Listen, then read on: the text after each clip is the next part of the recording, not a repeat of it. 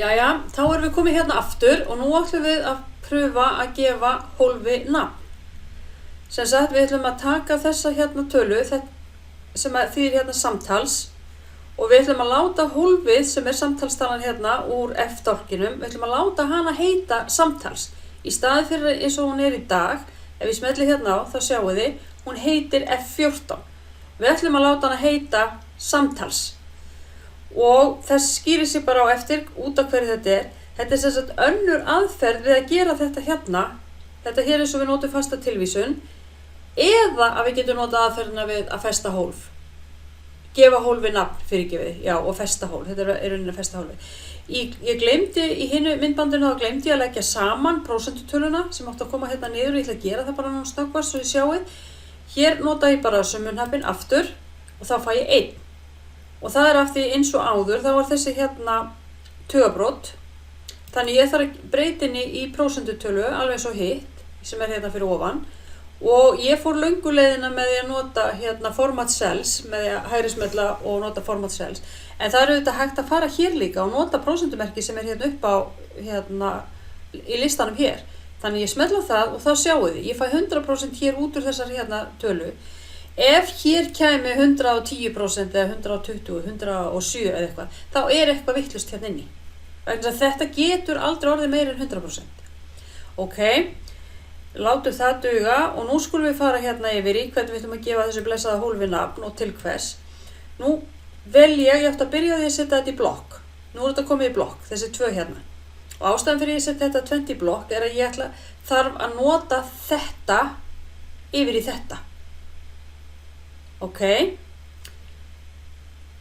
við förum inn í formulas sem er hér uppi, sjáu þið, hérna. Og við gerum create from selection. Ég ætla að gera þetta frá einhverju hérna. Smelli á það.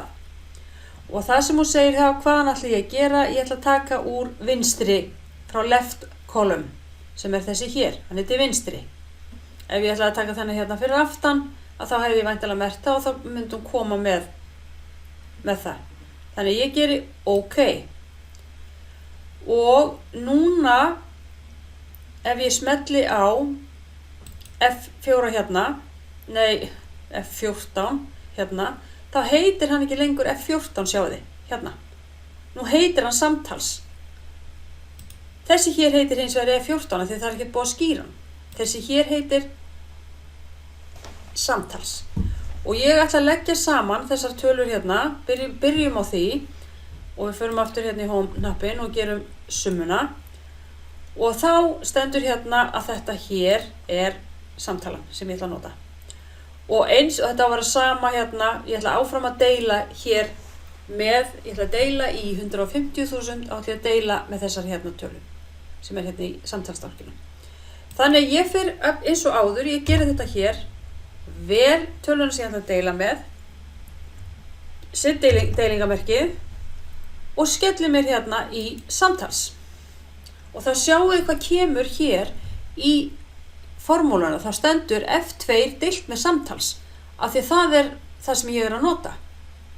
Hún kemur ekki með töluna. Ok, ég ít á tab til að festa þetta inni. Og eins og áður, þá breytur hún það í 0,06. Fljótlegast er náttúrulega bara að breyta þið núna strax í prósentutölu, því hún á að hafa þetta í prósentum. Þannig ég merki hana hérna í prósentun og þá er þetta 6%.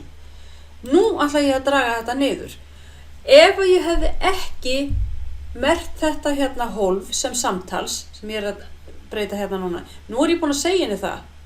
Þetta þýðir bara sama eins og ég sé búin að vera að setja inn fasta tilvísun. Ég er búin að segja henni að ég vil ég nota þetta samtals alltaf þegar ég dreg hérna niður.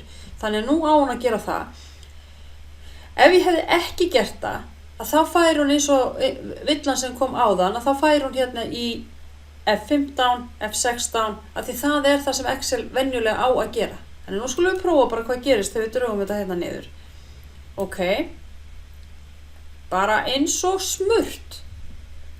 Leggjum saman prósenturnar hérna og þá fæ ég eftir 20% en hún er greinilega rétt því hún er 1 sem verður þá 100%. Það sem þið eru búin að gera er sem sagt að þið eru búin að festa þetta hérna hólf með því að gefa því nafn að þá eru búin að festa það. Þannig að hér fer ég í og geri hérna, það stendur hérna samtals, það stendur alltaf samtals, sjáu þið. Hún er alltaf að deila með sama hólfinu. Og þetta eru sem sagt bara 2 leiðir til að gera það sama, til að festa hérna ákveðna tölu, hvaða tala svo sem það er. Hér gæti verið eitthvað allt annað. Ég vona að þetta sé aðeins skýrar heldur en áður, en ef ekki, þá látið þið mig vita. Þetta er aftur og aftur hérna í þessum verkefnum hérna, þannig að þetta ætti nú að festa svolítið inn ef þið farið alveg rétta leið. Það er sem sagt að fara í Formulas og það er Create from Selection og merkja það var. En það þarf að vera búin að merkja fyrst hvaða hérna dálka maður ætlar að telja saman. Sem sagt úr hvaða, sem sagt nafnið úr öðrum dálkinum og í hvaða dálki þetta nafn á að lenda í hinum dálkinum. Ok, ég vona að þetta sé skýrt, eða ég hef ekki algjörlega ruglað ykkur núna.